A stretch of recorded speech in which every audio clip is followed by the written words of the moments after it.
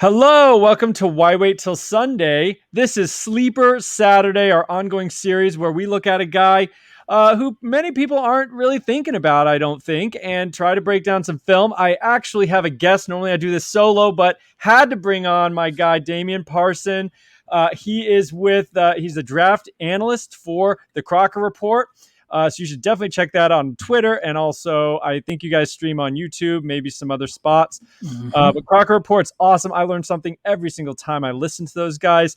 And then also writes for Raising Arizona, covering the Cardinals, which is an exciting time for that with Kyler Murray and DeAndre Hopkins. And they're probably going to draft someone, maybe Kyle Pitts. But Damien, how you doing, man?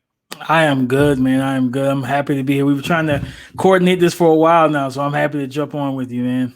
Yeah, absolutely. I am so pumped because you just bring something that I don't have. I mean, I assume you probably played the way that you talk about the game. So you played at a higher level than me. And also you just know more about what I'm looking at on the film. And I'm trying to learn more. I'm normally kind of a stats nerd guy, but I want to, watching it on film really brings those numbers to life. And so you can see like, okay, why did he average X amount yards per carry? Oh, this is what he's doing. This is how he gets to those stats. And so I love doing both.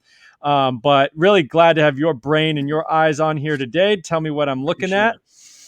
So without further ado, let's get into it. I've got some clips. We're going to do Christopher Rodriguez Jr. He is a redshirt sophomore, just finished his redshirt sophomore year running back at Kentucky. He's a running back in the SEC, starting running back, which makes him relevant for everything. Fantasy makes him draft relevant. I mean, come from Power 5 conference, you got to take a look at him, right? Of course. I mean, if even in this draft, we have Michael Roundtree from Missouri, not a huge name, but the guy is probably going to be a fifth, maybe four, between rounds 4 and 6, in my opinion. I think he's a day 3 guy, but someone that can come in and be serviceable for a backfield, especially at the goal line. Strong, powerful frame, forward leaner, things like that. So always, especially with running backs, you're always looking for someone to kind of pop in the late rounds. Teams always looking for a bargain. NFL teams with running backs, they're bargain shoppers, right? Mm-hmm. Nobody wants to pay a running back, but everybody needs a running back. So, that's kind of where we are. Yeah, for sure. And I mean, even for our fantasy teams, this is kind of a fantasy centric. I know you more talking about the real life scouting and all that, but we want to put it in the context of, what can it do for our fantasy teams? And you're absolutely right, though. We're bargain shoppers too. I mean, we want to get that 4th, 5th rookie pick who we can hang out like James Robinson or various other guys that land in a good spot. And, even if he can rise to backup status, Roundtree, and then an injury happens, boom, spot starter. He's going to help you out a couple weeks. So these guys are super valuable. I think you got to pay attention.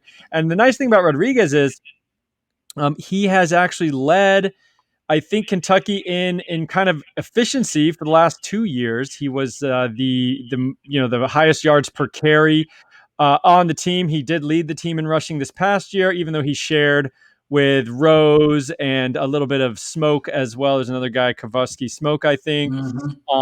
But they'll lead back and getting those 2 down banger roll right off the bat. And we'll see. He's got some room, and he may be eligible he will be eligible, I guess, right now. He'll play another year. Maybe he goes next year. Maybe he stays all 5. I guess we'll have to see if he gets the workload and gets some publicity. So without further ado, let's get into the tape. This is going to be Christopher Rodriguez. Let me share the screen here so we can all watch together. And here we go. All right, you got it over there? Yes, sir. All right, excellent. So, we've got 3 games lined up. We've got the bowl game against NC State first. Then I think we looked at Georgia because I definitely wanted to see what he did against that front. And then Tennessee as well, who wasn't that great. He had big games against Vandy, like real big. I think Vandy and South Carolina after everybody declared for the NFL, like Horn and all those other guys. I mean, South Carolina was in complete shambles and he just destroyed them. But those were kind of like cupcakes, by the end of it all. So, what I want you to do is I'm really going to let you do a lot of the talking, I think, and tell us what we're looking at. And then obviously I'll chip in at what I'm seeing too. But we'll start here. It is the first quarter. and Terry Wilson is about to hand off to, Rodriguez is number 24, so that's who we're going to keep our eye on. We got a tight end coming across, and let's see what happens. He's taking it. That's not a bad play. Let's look at it again. Yeah. So what do we set up here? What do you see?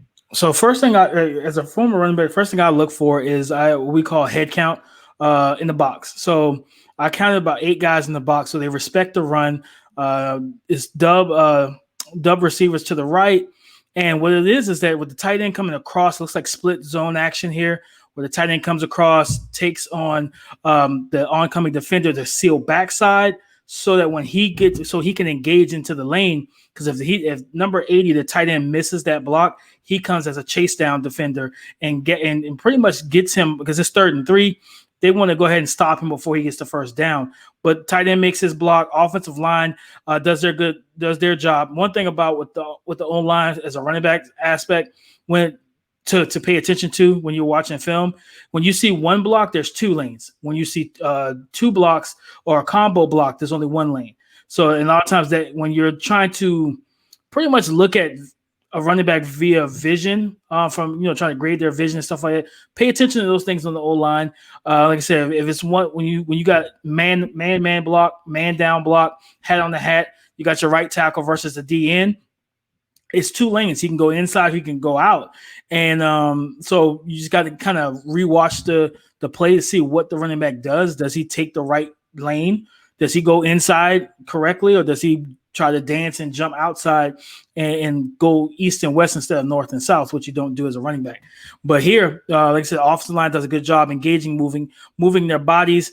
The linebackers, which is it benefits him. These 2 linebackers there, those 2 they're pretty much on the outside of the opposite side of the formation. Mm-hmm. And long as he, which we saw him convert for the first down, this is the rule as a running back that we've always been taught was slow to and fast through. So you allow, what that means is you're slow to the hole, meaning you allow your offensive line to do their job, engage, lock in, anchor, and move their the defenders. Then once they do that, as you're approaching the hole, you have to hit it. You plant your foot and you get upfield. So slow to and fast through. Go ahead and let's run it one more time. Yeah, and I'll just say if I was looking at this, I'm seeing similar things to you. 80's coming around to block this guy down. These guys are kind of out of the play. Their momentum is already going the wrong way. They're going to be behind this wall here. And he's going to take this ball. And what I think should happen is he should go right here, and he's going to have to beat this guy in a one-on-one situation is basically what I'm looking for. Yeah. And then, so he's there. Now, that is the same hole we talked about, although it's a little bit messier now. Yep. And, he's going to have to just beat this guy, just lower the shoulder, right? Exactly. Some plays are going to be – they cut have it to be quick, dirty. unfortunately. It's all good. But some plays are going to have to be just kind of, what's the term we use? Bring hard hat, lunch pail type of plays, man, where it's you and that defender, and it's like, hey, this is 3rd and 3. We need this. Lower that shoulder, churn those legs, get that extra yardage. Now it's different if the hole's a little bit bigger, and this part, it's not really his game, but you think of someone like a Jarrett Patterson or a shiftier running back. They can give them a move, a hesitation, a 2-step, whatever the case may be, a couple head fakes, stiff arm, whatever, and they can kind of gain extra yards. But for a guy built like Rodriguez, 5'11", 224, 225, he's a downhill runner. Get low, low. We always hear low man wins every time. So get low, have great leverage, run behind your pads, man, and make that defender feel you as you continue to push on for the first down. And I guess so. Yeah, he did what was expected, and he did get the first down, so that's nice. But I guess in a perfect world, I always like to say, like, what would have happened to make me jump out of my seat? And if he plants here, somehow gets around this block and takes it this way, that would have been special, right? Yeah, if he has that, that's what we call lower body twitch. If he has the twitchiness in his lower half to be able to plant, jump cut to the outside, and then that's this guy's toast. Yeah, this guy's toast. So I mean that's a touchdown. So that would be special. He just does what we need him to do, which, like you said, crash through, get the first down. He did get that first down, by the way. And so this is 4th and 1. So they barely made, this is the same drive, I believe. So they barely made a little bit of headway here. And now it's 4th and 1. He's in the Wildcat. Wilson's going out, and he's lined up in the Wildcat there. Takes a snap, and again, he's just going to bang through. He's tough, though. I mean, he's just grinding. We'll see it closer here. But he doesn't, he's just trying to just force the issue here. I mean, there's nothing too special. No, it's not really much to do. What I love about the fact that he doesn't allow the unblocked defender number 33 to pretty much pull him backwards, because that's really what they're trying to do. They're trying to pull you backwards so you don't continue to push forward and fall forward, especially with a back his size. He's a forward leaner, so you don't want as a defender, you don't want those things to happen. Yeah, he's trying to do that right now. He's trying to pull him backwards. And this right here shows play strength, core strength, upper body strength, and then we will see in a couple other clips where his leg drive is. He has strong legs as well. Yeah, absolutely. He's definitely a bruiser and a strong player, like good frame, like we said. I think 5'11", 225, and he uses all that 225 on most of these plays. All right, so this is gonna be a pass blocking rep if I remember correctly, just to see what he can do. He gets in the way. I mean, he doesn't like pancake him or anything. No. Like he's getting in the way. If Wilson steps up, I mean, that guy, he's pushed that guy out of the play at least. So I mean, I don't know. Yeah. I don't know how to do, you know, every pass protection rep won't be as clean as the one prior or anything like that. But you know, I think the main thing I would say for him, one key thing, he's kind of forward leaning in the hips area. So like when the defender is coming towards him, instead of him planting his feet and getting ready to time his punch per se, he kind of leans and lunges in. Yeah, he kind of more leverage. Yeah, I agree. He misses a more advanced passer, especially at the NFL level. They're going to swim move you. They're going to spin around you. Some of them, when they realize that his feet aren't set, they're going to bull rush through you because you don't have good base. So just some things that, you know, in that rep in particular, he can work on keeping his head up, keeping his back straight, and of course, having a more stronger or solid foundation with his feet. Ah, man, that is invaluable. I love that. I would have never been able to know all those details. That's great. Thank you for that. No problem. All right, so here we go. 2nd and 10. We're going to get a run here. And I mean, it's just messy in there. It looks like it's just straight up the middle, though. Is that a zone read of any kind? Yeah, because the quarterback's reading the end, because you see him with the rest of he's completing the fake action basically, because they can come back to that. He's reading the defender right there at the very end. Yep. That's who he's reading.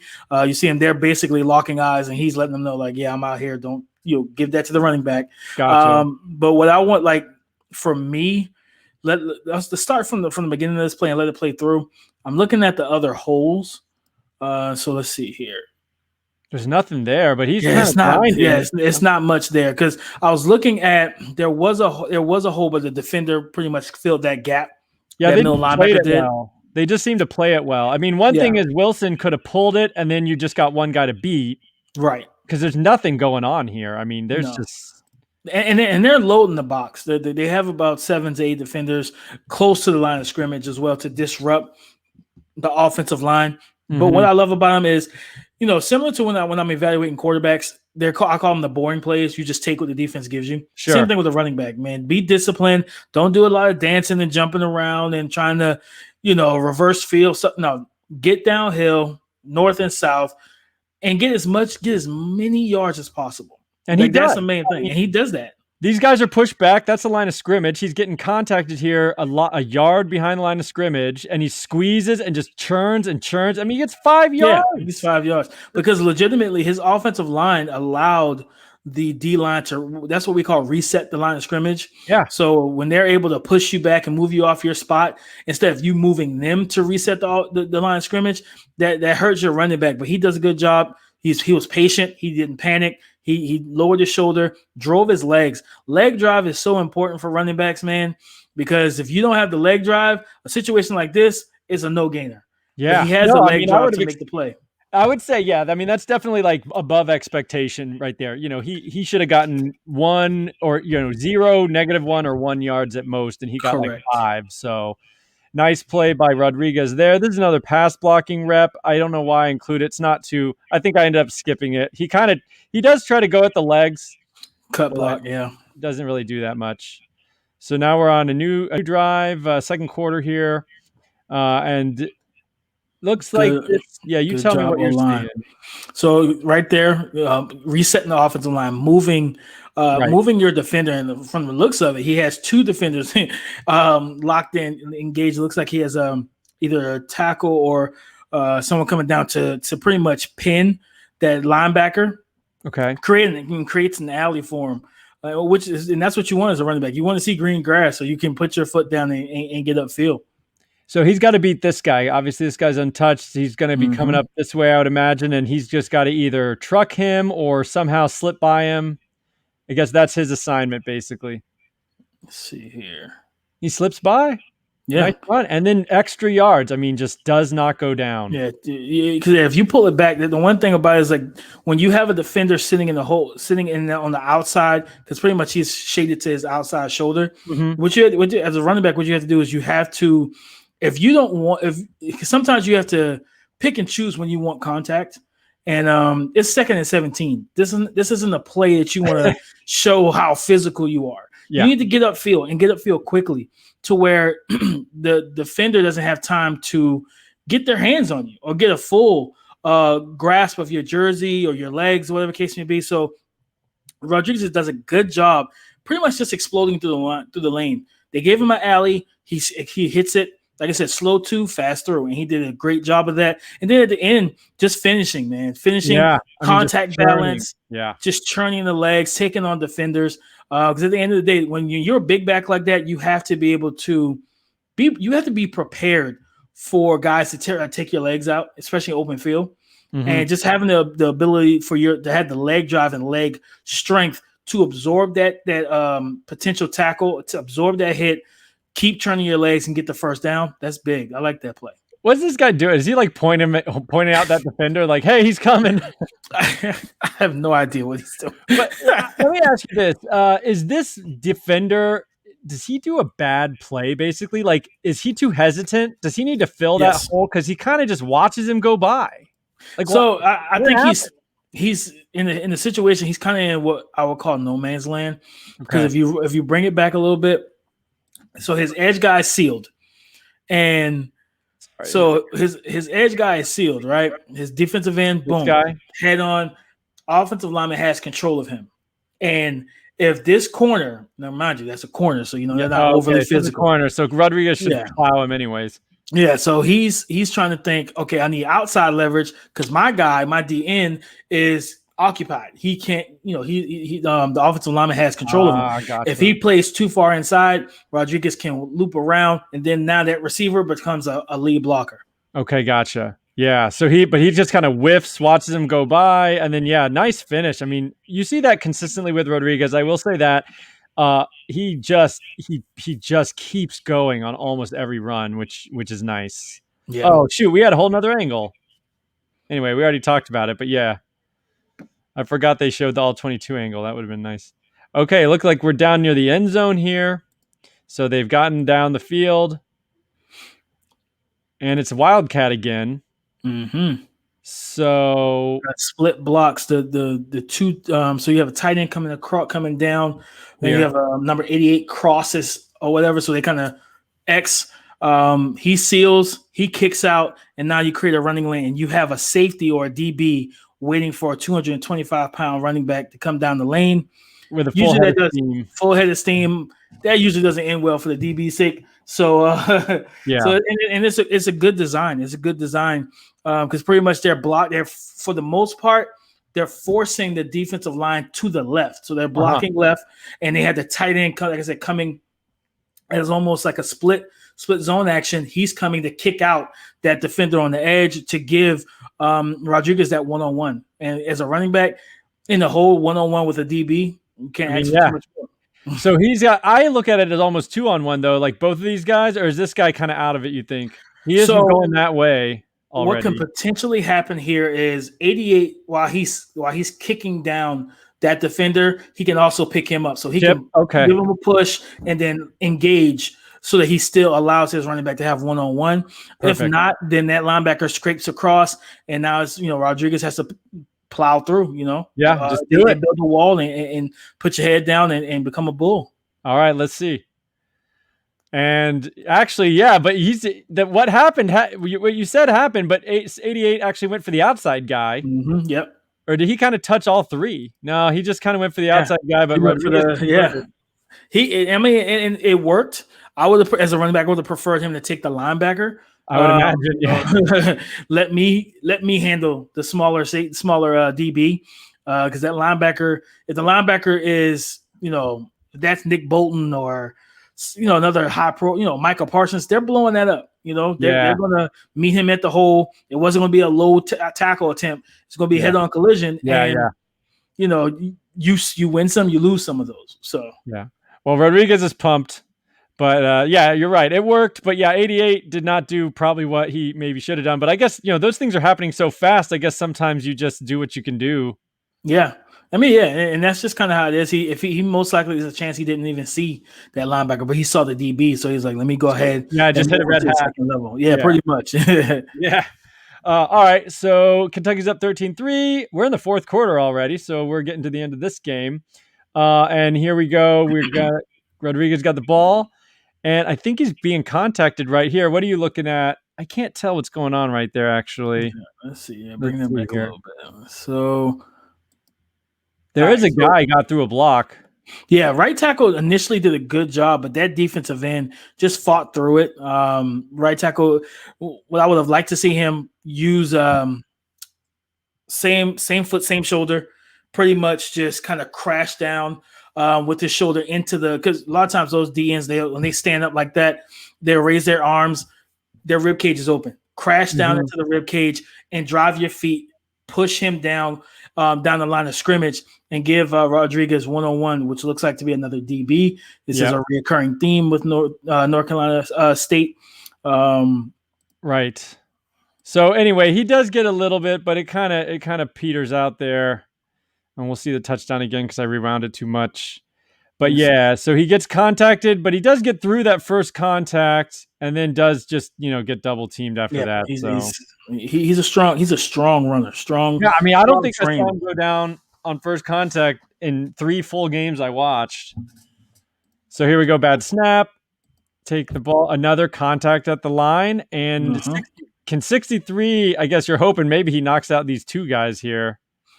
See what happens. So I mean, it's tough. It's tough when your O-line because number 70 is on the ground. So yeah, not good. That's not what you want. All right, let's see. Here we go again. 2nd and 7 after that 3-yard gain. Okay, I want to see if it's man coverage. It looks like it's zone. Got 2 lead blockers. So this is nice. Guard and tight end. Guard and tight end pulling to lead ahead on the power play. Yeah, you got everybody's got a man. This guy's sealed this off. 83 should be coming around to plow into this guy, and then it's this and green grass. Yeah, just got to should be. Let's see how it plays out. Oof. Oh wow! But the contact balance. He's got some special contact balance. Like he absorbed that hit. That was not where did he even come from? That was that linebacker. He shot through. Yeah, number 1. There he is. Boom, untouched, really. Mm-hmm. He read it, and a lot of times, when you play a linebacker, you're reading the guard, the lineman. When you see someone pulling from the opposite side, you know the play side, you know where it's going. So, number 61 tried to get to him right here. Yep, they tried to get a hold of him, but he was just too whiffed. Yeah, he was too quick. Number 1, he pretty much diagnosed it, read it right, and read it well. But it was just he did a great job himself. He just couldn't. He had a full body. That was a full body tackle. Yep. And Rodriguez completely broke through it. And almost got the first. It's crazy. He has really, really good balance and handles contact well. All right. So I'm gonna tell you here, because of the back that he is, this is if you rewind a little bit, I think this is pistol. Okay. So yes, it's pistol. This is whenever, especially with a big back that likes to get downhill. look at the ball's on what, the 26. Six. Yeah. He's at the 33. Yeah, he's way back there. So he's like 7 yards off ball. That allows him a couple different advantages from a vision standpoint. He can take his time, to see what's going on before making a cut. If it's a wide zone play, but from going downhill, that gives him a full head of steam. And if the offensive line blocks it right, which we're going to look at now, split zone, woo! Yeah, like it's there. And now he doesn't have to build up speed because he's 7 yards off ball. He's coming full speed downhill. I don't think there's we have an alley to watch. Nope, it's over. And good burst through the hole. Like I said, slow to fast through, and he gets through there and makes a play. Yeah, I mean, you can tell he's not a true burner because I mean he does get touched. If it was a longer run, he probably does get tackled from behind, but enough to get a chunk gain, and in this case he got to the end zone. Exactly. But that hole, I mean, that was a freight train type hole right there. Great job by the offensive line. Great job. I mean, just number 33 had no chance. He had no chance. Yeah. Just green acres right there. Okay, well, that's how we end the bowl game for him. That was a nice game. Showed a lot of strength. Is definitely the name of the game. So now we're going to go to Georgia. Obviously, a good team and a good defense. Oh yeah, still had pretty much their defense intact for this one because it was kind of early in the season. And so here we go. First play. And I mean, it just kind of looks. I don't see anything particular here. Just kind of run up the middle. Yeah, it's like an inside zone. Good. What I liked about it was the light feet, and that we didn't get a chance to see that in the previous game. But if you watch the small little quick jump cut, boom, here, and then back in, and that's how a lot of time I call that defender manipulation, because you can allow when you do that. A lot of times defenders are so aggressive, you can pull a defender into the hole that you're pressing just to jump cut away from them into another lane, and you cause them to vacate the area that they were supposed to man. Yeah, I mean, you can see it here. He kind of slips out and then back in, out and in, finds a hole. Nice little 5-yard gain. Yeah, like I said, quick feet. I like that. When there was nothing obviously there, so he kind of created that. This is just his patient, very patient on that run. That was kind of a little pass blocking, but nothing really happened there. We can skip it. Did a good job on that pass blocking rep I just saw come across. The one after that, steps up. Again, he's kind of lunging. Yeah. I want to see him have his hands. A lot of times when you're looking at what I'm looking at for when pass pro or running backs, it's similar to, watch the offensive line. Have your hands ready to throw a punch and have your feet ready to dig in, sink your hips and anchor. But he throws a shoulder. He just it's kind of like when a receiver mistimes their jump. He just he lunges too quick and kind of misses his leverage. Yeah, Roquan Smith from the Bears is going to swim move for you and get to your quarterback. Yeah. All right. But he's willing. He's willing. Yeah, it's just technique. Yeah. He wants to block, and the same thing with playing defense in the NBA or basketball. It's a want to. Yeah, for sure. And this is just classic C-Rod.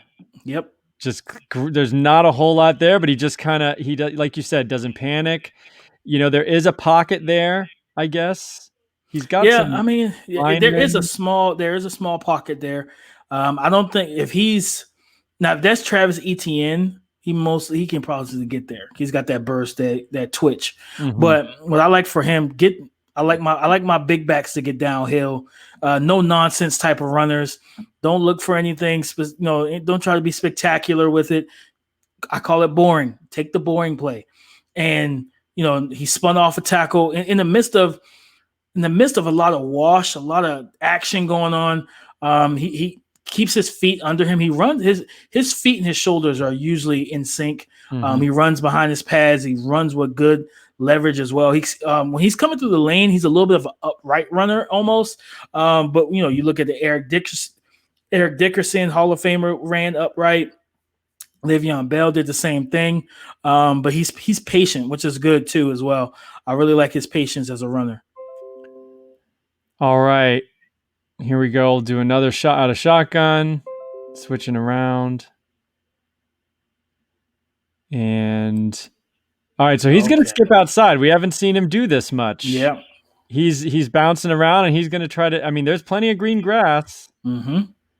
And then catch it up. He didn't go too far out. You know, he knows. I think he knows his limitations. So he was skipping around, but he didn't try to go to the sideline. He said, "Nope, get the yards."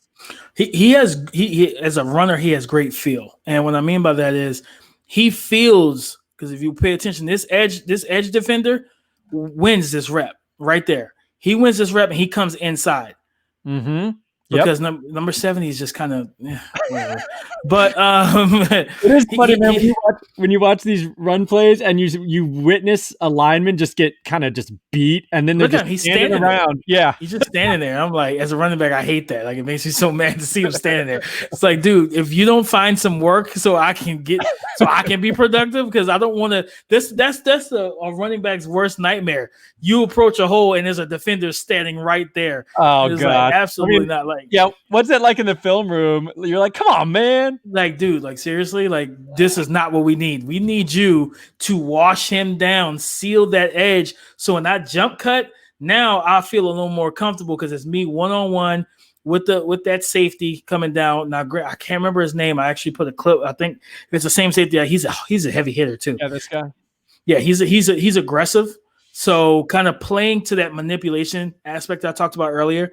If you go ahead and let it roll, yeah, you see him jump cut, and he gets back to north-south real quick. Yes, though. I was about to say that he gets square. That's what we call getting square. He gets square. He sizes his man up, and he already realizes because he's already shifting and throttling down. Mm-hmm. So he throttles down his own pace and his own speed because that safety's coming at a quicker pace. He out leverages himself because he comes too quickly. Mm-hmm. Then boom, he gives him a nice little juke step inside, get north and south, get the first down. Yeah. I mean, it's little things like that. He knows himself. He knows what kind of runner he wants to be, and he seems to do it pretty well. Identity. Rushing identity is big for me. Like, understand what your capabilities are. I think he does that. I think he definitely does that. All right, we got some green grass here. What do you want to see happen? So 7 is in position to maybe do something, but if he could get through here, looks like this is where. Remember, I was telling you earlier. So you look at the tight end here. So 7's free. 7 beats his receiver. The tight end has a man-to-man block with that. It looks like Monty Rice, a linebacker. Remember, I was telling you, one man block is two rushing lanes. You just gotta pick. You gotta pick the right one. What I want to see is him hit the inside shoulder of the tight end and burst it and hit it full speed. Yep. Yeah, that's what I would hope that he does. That is what he does. That's what he does. Actually, yeah. That's what I want to see. Yeah, I love watching tape and you kind of like you see the play and you're like, this is what should happen, and then they execute it perfectly and you're like, yes, exactly. You got it. Because there's a lot of, especially big backs. Like I remember when LeGarrette Blount later on in his career said times he would get too infatuated with trying to go out wide. Matter of fact, Najee Harris last year had some issues with that on tape, where instead of just getting north and south, making the right read, he would try and jump cut and go out wide. And it's similar to I use football, basketball analogies all the time on our podcast. So it's like basketball, right? It's me as a point guard, I played point guard when I played growing up. I didn't want a center that just wanted to shoot threes. I'm like, dude, I need you in there rebounding. I need you in there posting up. I need you to set some screens. Play to your capability. I don't need Shaq thinking he's Anthony Davis in the corner. No, I don't need that. What I need you to command a double team in the paint so that I can be Kobe Bryant. You know, rest in peace. I can be Kobe Bryant one-on-one on the perimeter. So it's like that's what I want to see. So as a big back, I don't want to see you jump cutting outside of the tackle box all the time. I want to see you get north and south. Use what God has blessed you with, what you've worked for, that big physical frame. Run behind your pads. Run hard. Get north and south. Make these defenders, because there's a saying as a running back, I got energy all day. all 4 quarters, I'm gonna be here. There are times when I played growing up, I would take a big hit from a linebacker. I'll walk right over to him, clap to him, like, hey, nice hit. It's the first quarter. Have that same physicality come the fourth quarter because I'm going to get stronger as this game goes on. So, and those are the things that, first of all, the defenders don't want to hear that because they know it's true. Yeah. When you hit a physical runner, you think about a Derrick Henry. Oh, yeah. Like in the fourth quarter, that's when he breaks his biggest runs because these defenders are tired of hitting him when you're a big back like that. So, and don't get me wrong, smaller backs, shiftier backs can have this type of effect as well. Instead of them getting tired of hitting you, they're tired of chasing you. Right. So they're just tired all around because you're elusive, you're fast, you're bursty, things like that. So I love the fact that he planted. You can see it, ankle flexion and everything. Right here. He gets low. He's got good bend there. He's really loading up for a burst. Very fluid in his lower half. Good ankle flexion. He plants and he gets upfield. Yeah, and he did exactly what you said, inside shoulder, and he gets in there for the first down. And he carries 2 or 3 guys. I love it.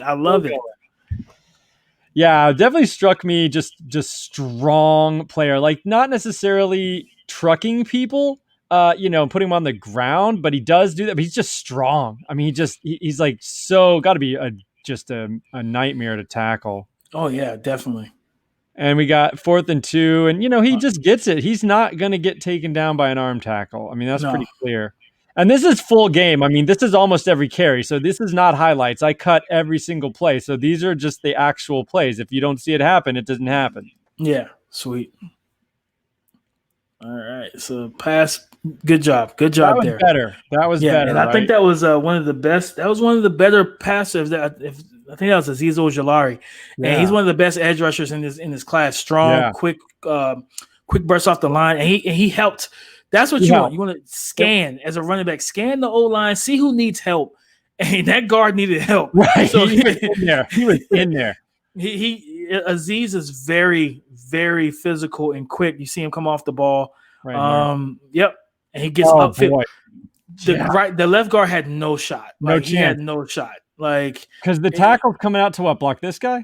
Yes, he's coming up to get the edge, and guard has no chance. Was it the center? It's the center. So the guard is pulling. Yeah, the guard is pulling. It's supposed to be a lot of teams. What they do now is they give when they do play action, they give the full effect of a run play. So they pull a guard, have fake it to the running back steps up and pass pro, and now you got the linebackers make a false step, a step or two ahead, coming forward instead of dropping back into their zones.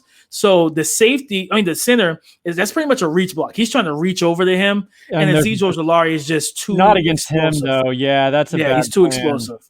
But too explosive. But he got away with it. I think it was a pass because Gatewood's not very good, but. Let's see. Some split zone action. I love it. Good job on the kick out by the tight end. Now what you have on looks like a 2nd and 2, you have a lane 1-on-1 linebacker, running back, lower the shoulder, get the first down. Now what's that drill? Isn't there basically a drill? You have cones on either side and you lie down, you like flip up and meet each other in the hole. Yes. That's basically this drill, right? Basically. Is that Oklahoma's? I forget. I think it is Oklahoma. Anyway, so they call it different things. Yeah, and he does. And get the first down. That's all you need. No nonsense, man. Don't waste time. Take care of business. Yeah, and like I said, I mean, he doesn't necessarily truck people, like put them on their back, but I mean, he holds his own. He gets the first down. He doesn't get pushed back. He kind of just stays, which is fine. I mean, you don't need to truck people necessarily. And again, but yeah, it's just he does not go down. He's a violent runner. Like he runs with an attitude. Yeah, and he's right here by 88. And that's the defensive lineman, by the way. Yeah, and he's wrapped him. I mean, he's pretty much wrapped him along. Like he's got him on the shoulder. But like you said, low man wins. His helmet's lower. He's got leverage, and like I said, we talked about it earlier with his lower body, the strength of his lower half. He's got strong legs. He drives through this tackle attempt. Yeah, and then he just streaks him. Just pulls through and just continues to churn out yards.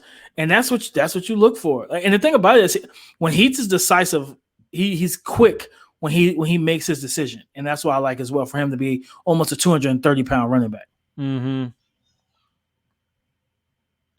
Just Good. grinding. Yeah. He wanted. If you, I'm gonna show you what he wanted. If you run it a little bit.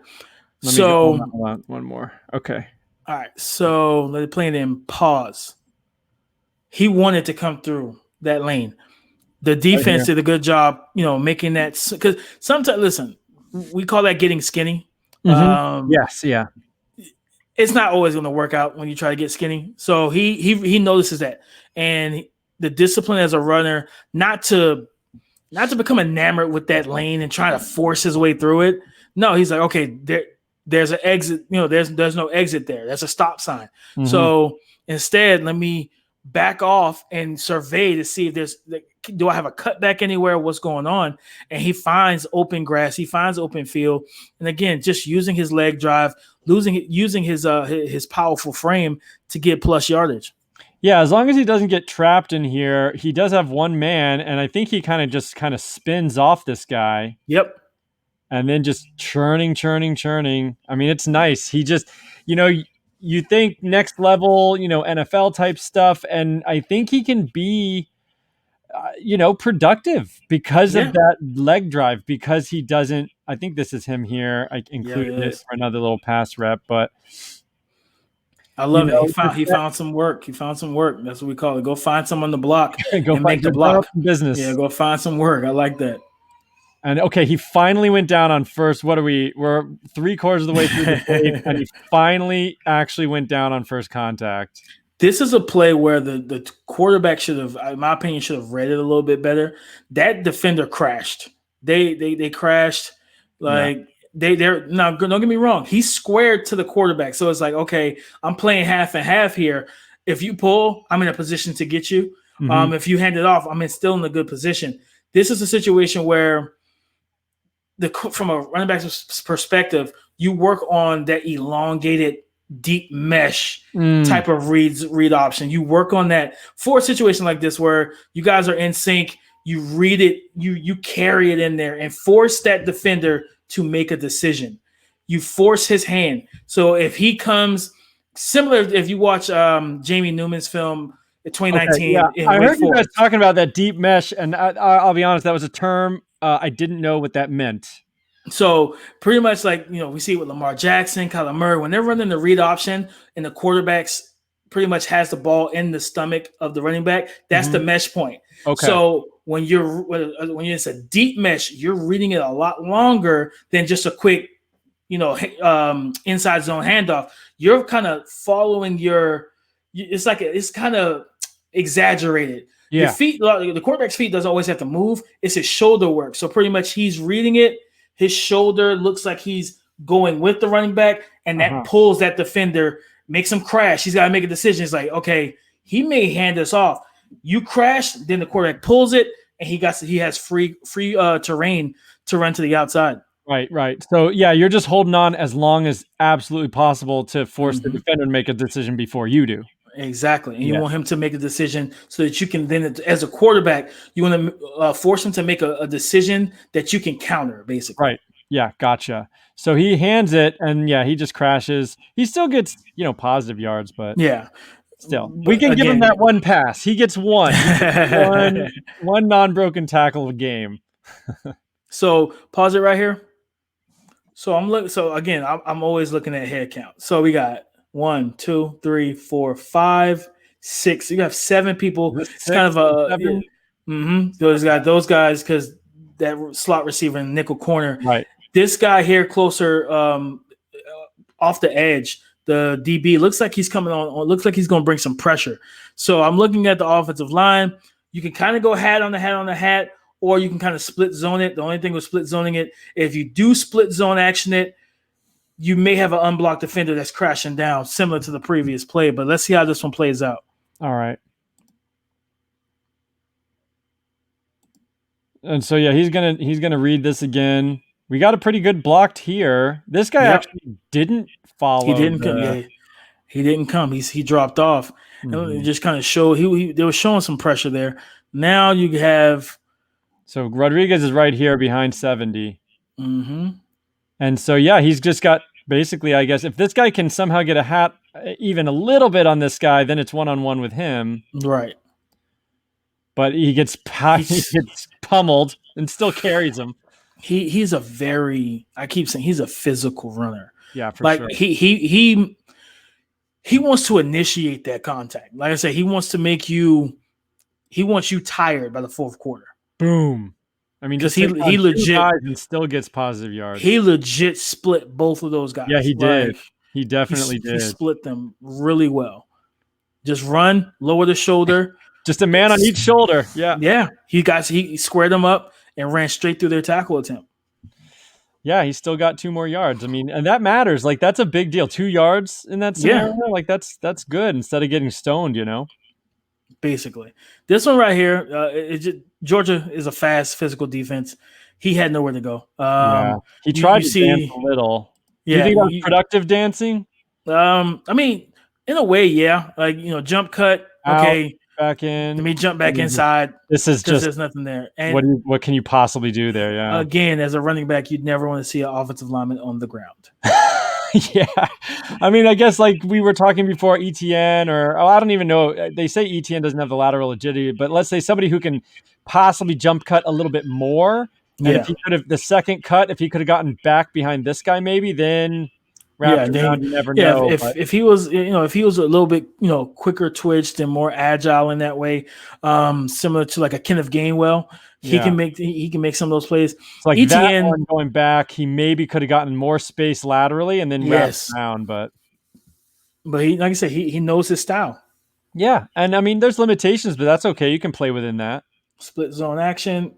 I love it. I Nice love the slip. throwaway. Nice I slip. love Yep. it. Yeah, that's a nice little slip to get a couple extra, get the first. Not initial. You're like you said. I mean, he could have just taken him straight on, but I think it was slick to make sure and not get tackled before the line, and he knew Yep. he could just olay him like that. And he knew that the defender was playing outside leverage because he didn't want to give up the edge. Because if the defender shoots down here and crashes too shallow, he jump cuts or stiff arms him, runs him over, whatever. But he gets to the outside. Yeah. And now it's a foot Barely race. arm tackle. That was a nice. Yeah, it was a nice little olay move for sure. Mm-hmm. This will be the last one for Georgia. They got beat pretty. They didn't get killed, but I don't think Kentucky ever even had a chance to score in that game. No, yeah, the QB play is Oof, frustrating. Real bad. Although, didn't they? Who did they get? They got a transfer. They get a QB transfer. Anyway, we'll see next year. All right, here we go. Tennessee game. Tennessee's got those creamsicles going. Yep, I had a feeling number 12 was coming off the edge because I saw the way he was aligned. Because I was doing a head count and I was like, well, it looks like 4. So I was looking at it, I was like, okay, it looks like 4 down linemen. Then I spotted 12 on the very end here. I was like, yeah, that's the extra defender. So you got 4 actual D linemen and 2 linebackers. As a running back, I'm comfortable with that. I would imagine. You know what I'm saying? But this is a play where possibly the split zone, a full split zone action would have been perfect. That tight end coming backside kicks out this defender and helps. But it looks like it's more of a zone. Yeah, it's a zone left. Yeah, zone left blocking, inside zone read, and it's just this is a situation where I probably would have, as a running back, I would have preferred an outside zone. With everyone blocking left, I would have loved to be able to kind of drape around and plant my foot and get upfield, force those linebackers. Because if anything, if I could force the linebacker to either one of the linebackers to overflow to the edge, so you press the outside hip, you press the outside hip of the tackle, force the linebackers to overflow because again, most defenders are extremely aggressive. So you force them to go outside, then you cut, you plant and get upfield, and hopefully it's a vacated area. So my question is, when if I'm watching this, I'm like, this guy, I feel like he's too far away to really make the play. I mean, do you have to be exceptionally fast to like crash down and hit the running back before they even make the line? Like it seems like this play is accounting for that and saying, hey, we're pushing everyone to the left. We're going to hand it off. You're going to go left and you should beat him simply because he's got too much ground to cover. So, yeah, I mean, you got to be an athlete. Obviously, he gets in there fast enough. Actually, So 13 is the one who ends yeah, up getting. 13 is the one who gets him. 12 is pretty much playing pitch, playing Uh-huh. the read option, playing the QB on that situation. He has contained for him to make sure the QB hands it off. QB sees him coming barreling down the lane. Unless you're Lamar Jackson or Kyler Murray, they're Yeah. going to hand the ball off. Yeah. One of those other guys are Yeah. going to Yeah. juke I you. mean, Wilson had no chance there for No. sure. He had to do And all he could. They just played it well, I guess. great play here by number 97 on the D line. Right here. Stack shed. There we go. Sheds them quick. What I'm hoping for 2021 is that the offensive line has a better camaraderie and they're just better fit in the Yeah. run game overall. Because this kid can play, he can go. But I mean, but he didn't get taken down. I mean, he should have been dead in the water. It's just Let's watch this again because he's talented in that regard. All right. Split zone is a split zone action. And this guy just comes basically free. He whoops him. He's just getting the ball, and this guy's already broken through. Yeah, he whoops him. But again, I mean, look at that. Head-to-head contact, D lineman. That's probably a 300-pounder. Yeah. And you got a 225-pound back, and with not a lot of not a lot of momentum. He basically he had one step or something. Wow, and just he kind of he I feel like he's kind of good at making, when he's not the one initiating the contact, he's good at making it like I don't know, a glancing blow instead of a full-on hit. He kind of momentum and turns a little bit so he can't get the full-on. Yep. And the power to finish, to stiff arm him to the ground, break free, and get some extra yards. Like that's special. That's special. Yeah. Everyone can't do that. Like everyone doesn't have that power, that contact. And when we talk about contact balance, if you rewind it one more time, he has a 300+ pounder draped all over him. Yeah. And the balance to stay upright and not he spins. He spins in the same spot and doesn't go down. He stays on his feet, jumps out of the tackle, and gains extra yards. That's special type of contact balance there. Yeah. I mean, yeah. It's not flashy, but it's special in its own right, in the little things. And I need especially fantasy Twitter to understand flash isn't always substance, man. I'm telling you, flash isn't always substance, man. Well, I'm learning here. I went through this time and I was like, I wasn't wowed. I was like, he's like a grinder, whatever. But I'm seeing stuff now. You're bringing stuff up that, he has some really nice traits. Really nice. I really like this kid, man. I really like this kid. Again, I mean, just like takes a hit in the hole and like nothing happens. I mean, he spins and just keeps on going here. Boom. Boom. Another yard or two. I mean, just every time another yard or two. He rushes with a plan. What I mean? He runs with a plan. Like he knows.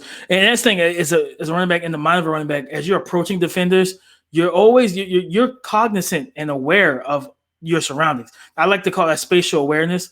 Being aware of what's happening around you. So okay, as you're approaching this guy, if I spin off of him, there's a guy sitting right there. I need to be prepared to chain together moves. It's kind of very similar to again, basketball. You think of Kyrie Irving and the way he handles the rock and where he dribbles. He sets up his moves. Left to right crossover, behind the back to left to right, and he loses his defender. So he has the ability to string together moves. And a lot of times, especially as a runner, you need that. And he does that very well. I love that about him. Yeah, I mean and this play I think is a real nice example. And you're right. That's something I've really added to my checklist when I'm looking at running backs is, are they one cut and go, or can they be creative enough to put together multiple complementary moves, right? Not just wasted moves to look fancy, but like the spin into the stiff arm or whatever that complements itself. And I agree. And look at this guy right here. This guy has full-on form tackle position. He is low. His shoulders are coming in like a missile. He initiates the spin, or he sees it. And Rodriguez is getting touched. I mean, he's fighting this guy off. Granted, it's like a little arm tackle, but he is getting touched there. and also preparing to do this glancing spin move, and basically whiffs him. I mean, I don't even know if that guy hit him. I don't think he did. But then he It goes didn't look straight like it. into this one. Boom. I mean, safety. That is a full-on form tackle, and still gets another 2 And yards. it drives the legs. He Yeah. drives the legs every time. I mean, that was like a little stutter step slip into a spin into a truck stick. Yes. I mean, that's nice. And that's a small play. What's like 7-yard play, but when you really watch it, there's a lot of stuff happening there. I'm not gonna lie to you. You have me excited to watch his all 22. Like I'm probably gonna do that this weekend. That's what Sleeper Saturday is all about, baby. I'm probably gonna have a couple clips to put on Twitter. All right, so here we got a nice big hole here. So I mean, this is just green grass with the safety. So we'll see what he does. Good stiff arm, good straight arm. And he doesn't. I mean, at this point, I think we know he doesn't have that breakaway, that elite burst to get all the way down, but he gets what is blocked, and then a little more, and then a stiff arm. I mean, that's just what he's going to give you. But that's. And as a matter of fact, if you rewind it real quick, run it back a little bit. Okay, so remember, like again, it's just slow too. Watch his movements here. Yeah, he one little hesitate, and then hesitation. Slow two, fast through. Yep. Let's watch it one more time. Yeah, little hesitate and then go. He allowed that little hesitation allowed his interior O lineman to finish make contact and engage so that he can have as much green grass in as big of a running lane as possible. Yeah, and I mean, if you're talking about a truly elite player like Saquon or CMC, I mean, you want him to break this angle, and Rodriguez isn't going to do that. That's okay. But that's the difference. If you're watching this and you're like, well, what should happen? Well, if you had elite speed, he probably breaks that angle. I mean, would you say, is that an angle? ETN outruns that angle. ETN destroys that angle. Yeah, he destroys that angle. It's not even close. But again, like you said, get what's blocked and be able to create when you have to. That's what makes a good running back. Not some elite. You're gonna have to be able to create, get what's blocked, do different things. But being a serviceable running back, this is how you do it. Yeah, and you can create in different ways. I mean, we've seen him create with spin moves, or we've seen him create with contact balance, and creating 4 or 5 extra yards. He's just, and I just want people who are watching this to realize, like, this is the difference with when you're scouting a guy, you're looking at a guy. If he breaks this to the house, you got something very special. Oh, yeah. And Chris Rodriguez, nice player, but these are some of the limitations. But when you're watching stuff and you freeze it like this and you go, if he beats this guy, I'm like circling this name, highlighting, underlining, because that's huge.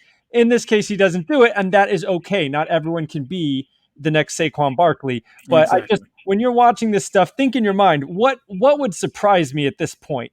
And if he beats that man, that's surprising, and you can say, that's a special play. But he still gets nice, and he gets a couple extra yards with a stiff arm. So I mean, it's not like he went down. Okay, so inside zone, not too much right now. Defensive line does a good job, kind of resetting the line. Yeah, except this guy got a decent block, but everybody else. He's holding strong. The tackles sealed, so there is a running lane there. Let's see how this plays out. I mean, he didn't get pushed back, but he's not going to win every single one. No, not at all. Good play. Ooh, let's watch that again. That was sneaky. I did not expect that. See, I love that when you're like, oh, I didn't expect that. Okay, split zone action again. Great block by the tight end. Right here. Kicking this guy out, but he has 2 defenders coming free. One is pretty much playing outside contain, outside leverage. Yep. Yeah, and then he had the D lineman working his way in. This guy? Yep. So you got 2. That leverage on his shoulder pad is like he's kind of got that guy beat a little bit. Yeah, but he does a good job. Look, he scored. And I'm gonna tell you, when you go back to that, hold it there. We can go halftime here. Yeah, that works. So he squares him, and then he evades.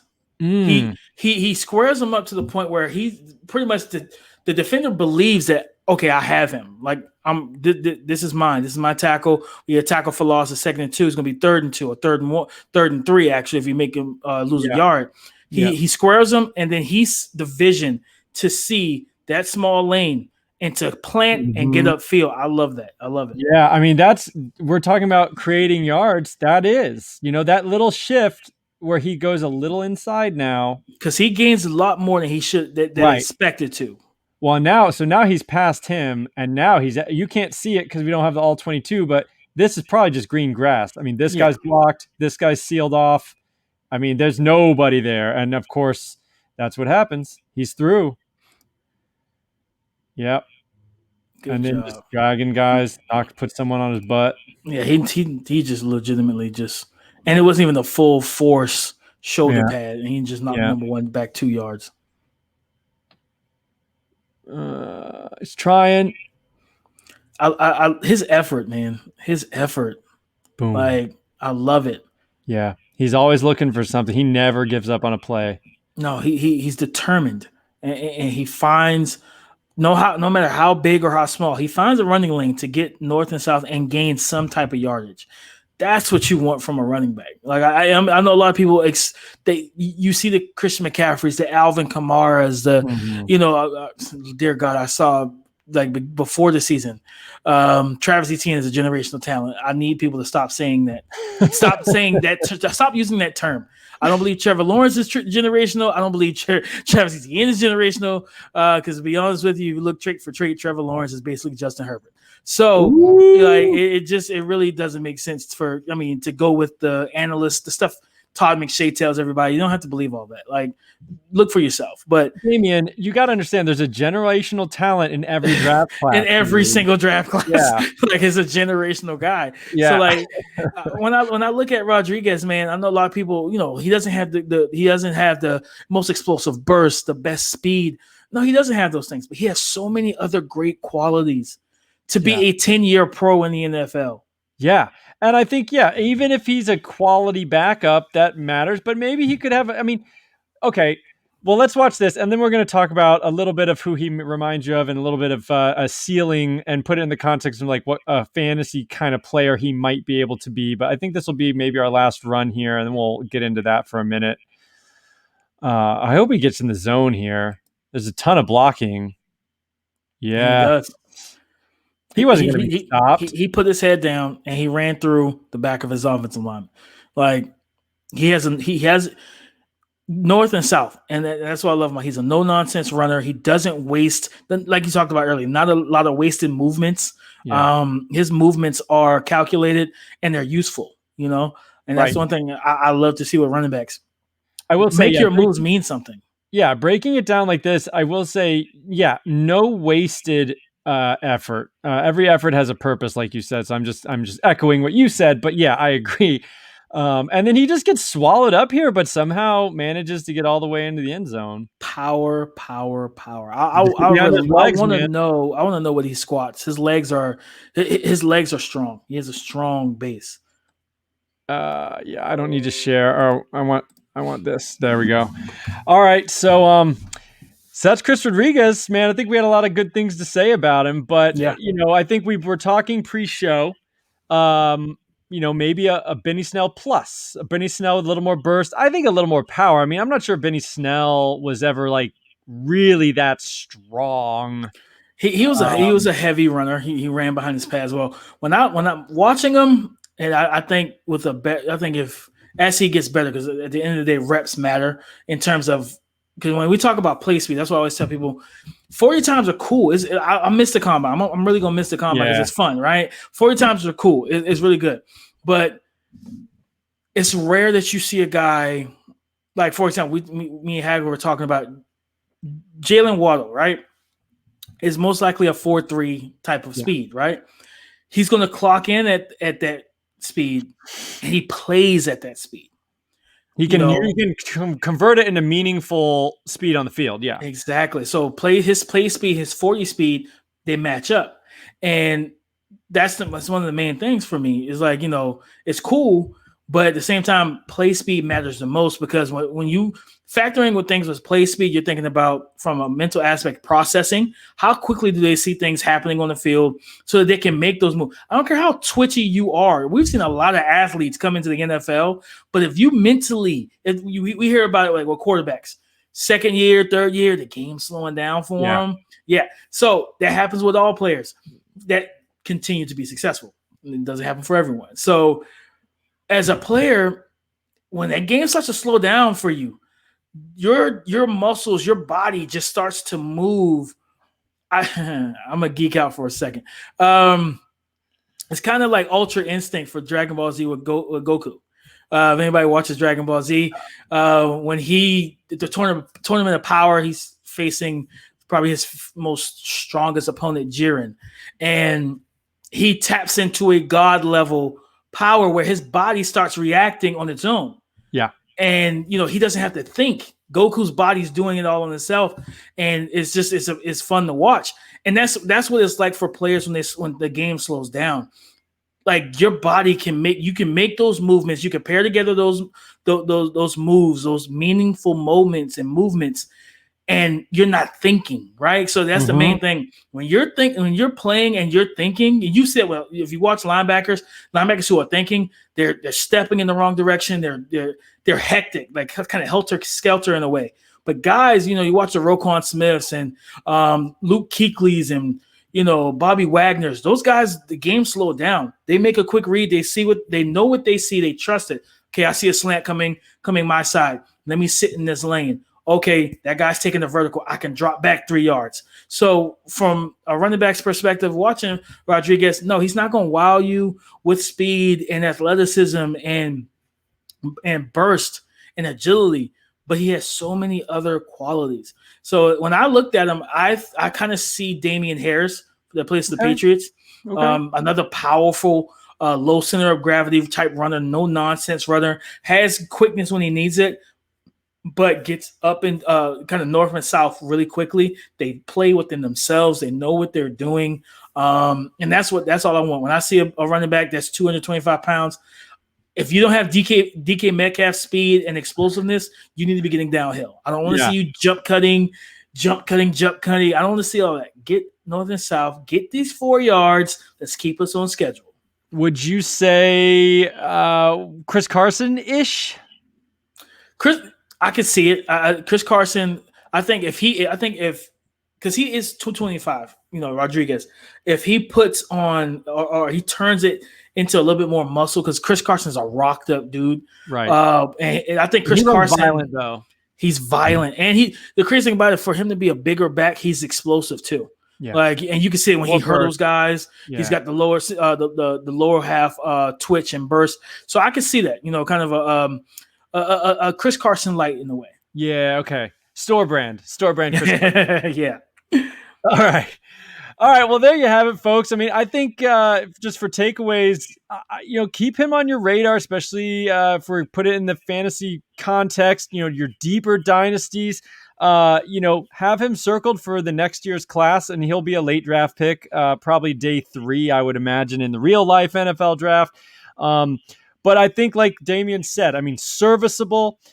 We can count on him. And I bet you if he falls into some starting days due to injury or maybe works his way into a starting day, he can be a contributor. I think he can be a legitimate, plug and play guy in a fantasy team. I think do not forget about Chris Rodriguez. He's, I don't think anyone's talking about him. So, but he's a nice little player and does the dirty work, does the nice little things. Like you said, you want a 225-pound back to do for you. Yeah. So one negative, I mean, yeah, he's never going to be a star. Probably he has 2 catches in 3 years, basically. So I want to see that get better with that. Yeah. And maybe add that to the game. Add that to the game, man. Yeah, we'll see. He's got 1 more year at least. That'll be Redshirt's junior year next year, and we'll see what happens. But, well, Damian, I'll give you a chance to plug anything. I mean, Crocker Report, what are you guys doing over there? And then we'll get out of here. Oh, man. Pretty much. So for me, I have a couple articles coming out. I'm working on my 3-round mock, which will be ready Monday. So I wanted to wait for the Carson Wentz whole thing to play out, and it did. So I'm good. Yeah. I was waiting for that for 2 weeks. That's long enough, and then you got it. Exactly. I'm a running back, baby. I held it long enough, and it worked out. I also have a fun article, pretty much ranking the because what pass rushers we call them guys that come in. Think about Alden Smith in his early in his career. He called them designated pass rusher. Well, there's receivers that aren't the best route runners. They're not going to be full time guys that you're going to rely on down to down, but they're designated deep threats. So I'm looking at this receiving class. There's a lot of speed, a lot of guys that can really help you in that department to take the top off the defense, come in and give your offense that one-on-one deep threat. So I'm looking all through this draft for receivers and finding my favorite and top designated deep threats. As well. Next week we are we'll have a live mock. We're gonna do picks 1 through 16 on StreamYard live, going live on Twitter next week, as well as we're gonna take the Miami Dolphins. We're gonna become their GMs for our Fix the Franchise series. Oh, yes. Look at their free agency. Yeah, I like that series. Yeah, I listened. Yeah, to man. It's fun. It's fun. We had the Jets. We did the Jets one a couple nights ago, so that'll be up soon. So we're trying to pretty much build my goal as part GM is to build an offense that Tua can thrive in, and not the offense they had last year. As a guy who has a bunch of Tua in Superflex dynasties, I would love to see that, and I think he's good, man. I still believe in Tua. I just need people to listen. I've said it many times. You've probably seen it on Twitter. My appetite. Fast food at times is good, right? But I love a home cooked meal. I don't care if it takes an hour. I love a home cooked meal because that's gonna hold me a lot longer than that burger and fries for lunch. Yeah, you know what I'm saying. So people have to get out of this microwave society. That TV dinner that you ate for lunch, you probably were hungry 40 minutes after you ate that because it wasn't a full meal. Let it marinate. Let it cook because and understand. Like I always talk about, understanding concepts. Tua is more of a West Coast RPO, quick hitting. He needs guys that can run after the catch, which is why Jalen Waddle and Devonta Smith would fit better than Jamar Chase. I know people love Jamar Chase is great, but he's not a guy that wins quick enough to fit what Tua wants. Devontae Parker isn't that he's a 50-50 guy. Preston Williams ain't either.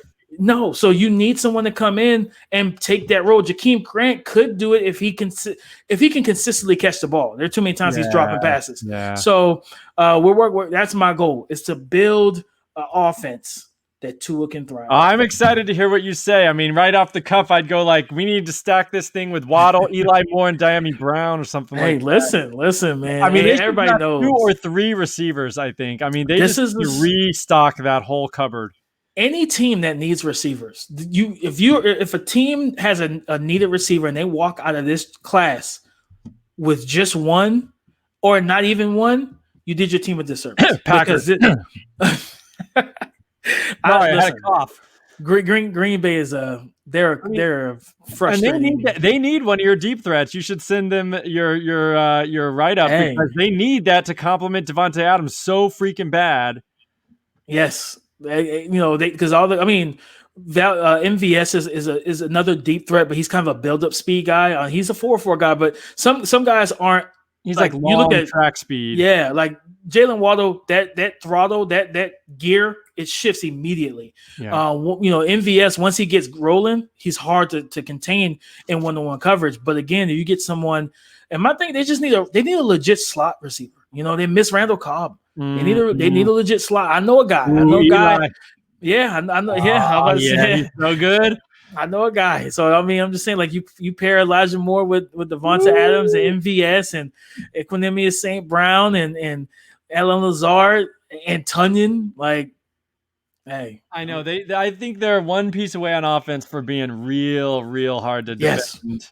They just need that one. They just need that one explosive, legit slot receiver. When they get that, it's lights out, in my opinion. Yeah. Well, and they better do it quick because, I mean, A-Rod still is obviously playing at a high level, but, I mean... He's not getting any younger. Yeah, I mean, Father Time's undefeated, as they say. Hey, unless you're Tom Brady. Well, if you're listening to this and you do not follow Damian on the Twitters, it's DP_NFL. Listen to the Crocker Report. I mean, this guy is dropping all sorts of knowledge, and he's funny, and he puts it in as you listen to this whole thing. I mean, he puts it in a way all of us can understand it, even if we didn't play the game, so we know what we're looking at.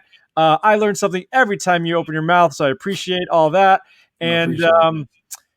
we're going to get out of here. I thank you for Sleeper Saturday. This has been Chris Rodriguez Jr., and he is worth your time. And we'll see you next time.